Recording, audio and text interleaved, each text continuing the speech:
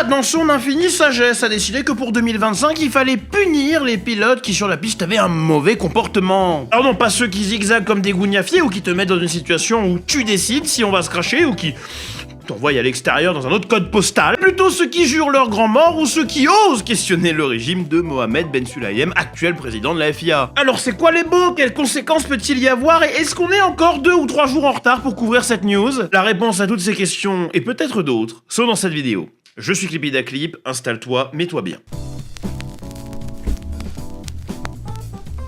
Alors en gros, le code sportif international de la FIA a, comme tous les gens, été remis à jour. Savoir que ce code sportif ne régit pas que la Formule 1, il y a bien sûr des catégories parallèles comme le WEC et des catégories inférieures comme la F2, F3, etc., etc. Et dans la remise à jour, il y a notamment des guidelines beaucoup plus précises sur le comportement des pilotes, non pas le comportement en piste, comme je l'ai dit plus tôt, mais le comportement humain, notamment le comportement verbal. Alors même si en Formule 1, il y avait déjà des trucs qui s'étaient immiscés la saison précédente, notamment des amendes au cas où tu jurais ou du travail communautaire, les commissaires ont maintenant l'autorité, dans toutes les catégories régies par la FIA, de sanctionner un pilote si il fait usage d'un langage injurieux, donc s'il traite ta mère de pute, parle mal d'un officiel, donc s'il traite sa mère de pute, ou s'il critique ouvertement le régime de la FIA. En le traitant de... j'aime beaucoup le côté le régime, tu ne questionneras point. C'est très... j'aime beaucoup. Mais au moins, ça donne des guidelines un peu plus clairs que la saison précédente, où les pénalités étaient un petit peu incohérentes et, on va dire, pas très consistantes. C'est pas le mot que je cherche, pas très régulières. Et je suis certain que les pilotes ont dû être consultés en amont et que le foreshadowing est un procédé littéraire par lequel... Mais non, c'est un énième clampdown à la con de la FIA. Un clampdown instigé par Mohamed Ben Sulayem, qui essaye de rétablir son pouvoir dans le sport. Voire de plus en plus remis en question à une époque où la FOM a de plus en plus de poids parce qu'elle pèse de plus en plus de pognon, que le pognon égale le fric et que le fric égale le pouvoir. Et ça, c'est un move qui a pas, à mon avis, juste lieu pour rassurer tout le monde sur le fait qu'il est en pouvoir ou pour essayer de convaincre tout le monde qu'il est complètement en contrôle de la situation, mais peut-être aussi pour se rassurer lui-même, lui qui depuis 2 ans enchaîne les gros problèmes et dramas chelous, genre essayer de faire en sorte que Vegas n'ait pas le grade 1 pour faire chier la FOM, ce genre de truc, voilà. Et en soi, il y a plein de sports où le comportement des athlètes est fliqué, policé comme ça. Je pense surtout à des sports qui sont populaires aux US et qui sont régis par des grosses associations comme la NBA, la NHL, la NFL. Mais c'est généralement des trucs qui sont discutés et des décisions qui sont prises en accord avec les syndicats d'athlètes. En Formule 1, le syndicat en question, c'est le GPDA ou GPDA, Grand Prix Driver Association, qui n'a pour le coup pas été consulté, bien sûr, parce que sinon, enfin je veux dire, la règle, si on est un petit peu moins taquin, elle dit que si un pilote fait usage d'un langage, d'un geste, ou d'un signe offensant, insultant, grossier ou impoli, il pourrait prendre une amende pour la première offense de 10 000 balles. Sauf qu'en Formule 1, cette amende est multipliée par 4. Donc c'est 40 000 pour la première offense. Si c'est ta deuxième infraction, ce sera 80 000 balles en Formule 1 toujours. Et si c'est la troisième, ce sera 120 000, une suspension d'1 mois, ainsi qu'une déduction possible de points au championnat. Tu kiffes là ce que je viens de te dire ou...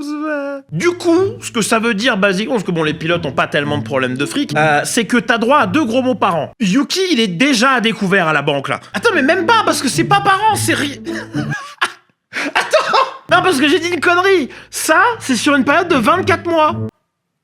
C'est-à-dire que c'est plus long...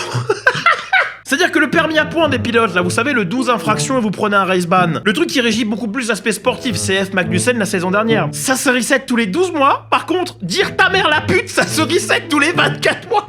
Ah, c'est un banger! Évidemment, c'est super sévère, mais ça s'arrête pas là, ma gueule! Les causes politiques ou inclusives, sociétales, elles aussi seraient complètement à bannir. Un exemple concret de ça, c'est les t-shirts BLM portés par Lewis, Seb et tant d'autres pilotes en 2020. Des trucs comme le casque à la déco LGBT qu'Hamilton aime bien porter dans les pays moyen-orientaux comme message, qui peut être considéré comme un message politique, serait aussi à proscrire. Il y a même un monde où le t-shirt que Seb portait en 2022 au Grand Prix de Miami, là, qui pour le coup part de la cause climatique, qui en soi est, on va dire en termes de politique, je pense que c'est assez bien vu, pourrait être totalement à proscrire. Et ça, ouf, oh, c'est pas orwellien du tout ça, ouh là là.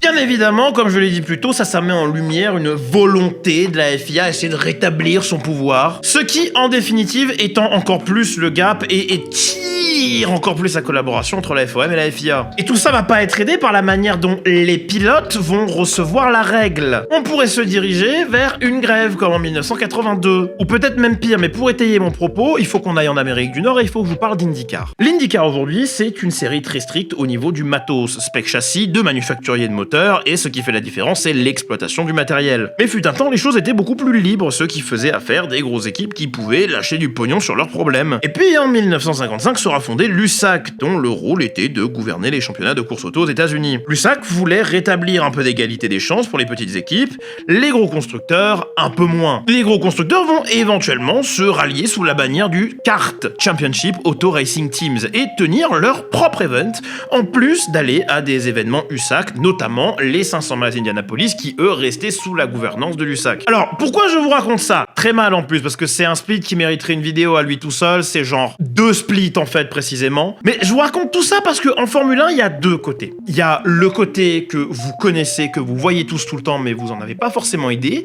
c'est le côté commercial, la FOM ou Formula One Management, qui aujourd'hui est détenu par Liberty Media, et la FIA, qui de leur côté gère le côté technique et sportif. La relation entre les deux, elle est giga tendue. Trop de fois, Ben Sulayem s'est immiscé dans les affaires de la FOM, trop de fois, la FOM a répondu en s'immisçant dans les affaires de la FIA. Les tensions sont fortes, très fortes, peut-être même beaucoup trop fortes pour un Ben Sulayem dont c'est une année potentielle de réélection. La présidence de la FIA est remise en jeu cette année. La tension est forte, trop forte, à un moment où il y a des boards d'investissement qatari qui sont en train d'essayer de racheter les droits du Formula One Management des mains de Liberty Media. Un Liberty Media qui de toute façon veut surtout capitaliser sur l'énorme rentrée de fric avant que le sport se recasse sa gueule en termes de popularité, parce que oui, ça va arriver, spoiler. Et si ces tensions venaient à être beaucoup trop fortes, si ça venait à péter, il y a un monde dans lequel on se retrouverait avec un split FOM FIA. Et les implications de ça seraient énormes. On peut que spéculer sur ce qui se passerait dans ce cas-là, mais étant donné que la FOM possède tous les trademarks, tous les copyrights autour du terme F1 au point où des fois ils vont faire chier les influenceurs qui ont F1 dans leur blase. En sachant que c'est eux qui assurent le show et que c'est majoritairement pour cet aspect que les gens sont intéressés par le sport, on pourrait se retrouver avec une série qui est gérée 100% par ceux qui ont les droits commerciaux et une série qui serait gérée 100% par ceux qui ont les droits sportifs. Et entre une série qui va très certainement respecter les accords de Concorde et l'autre qui va devoir mettre plein de choses en place, et mon petit catch là-dessus, c'est que la FIA n'a aucun intérêt à voir ce split émerger. Parce que s'il y en a un des deux qui ressort vainqueur, c'est clairement celui qui pèse le plus de pognon. C'est clairement celui qui a les accords commerciaux avec les circuits. Celui qui a des accords commerciaux avec les équipes. Celui qui va, grâce aux accords de Concorde, garder même les petites équipes on board, là où la FIA pourrait juste éventuellement faire de la Formule 1, à mon humble avis, une spec series pour attirer d'autres constructeurs. Alors oui, je suis peut-être en train de spéculer de manière disproportionnée sur un truc qui n'arrivera jamais, mais sachant qu'en plus la FIA est responsable pour pas mal de décisions à la con et un manque de régularité qui en plus fait chier les pilotes, actuellement la FIA, elle a pas grand monde dans son camp, ni de fric, puisque je vous rappelle que la FIA est une non-profit ou organisation à but non lucratif. Ce qui veut juste dire que tout l'argent qu'ils font en excédent est très certainement donné à la charité pour que plein de riches payent pas d'impôts. Mais ça, c'est autre chose. Merci beaucoup d'avoir regardé cette vidéo jusqu'au bout. Je suis Clippy Daclip. Vous pouvez me suivre absolument partout, ça s'affiche, sauf dans la rue, bien entendu. Sans la rue ne s'affiche pas. Pourquoi je dis ça en fait? Je suis complètement con moi. Suivez-nous sur Twitch, on fait du vroom vroom de temps en temps, on fait un truc où je prends le nom des gens dans le chat ou dans notre Discord qu'on peut rejoindre que par Twitch.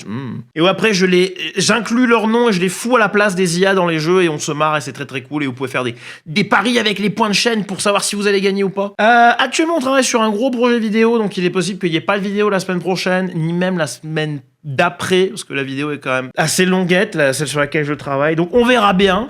En attendant, c'était Clippy Daclip. Bisous.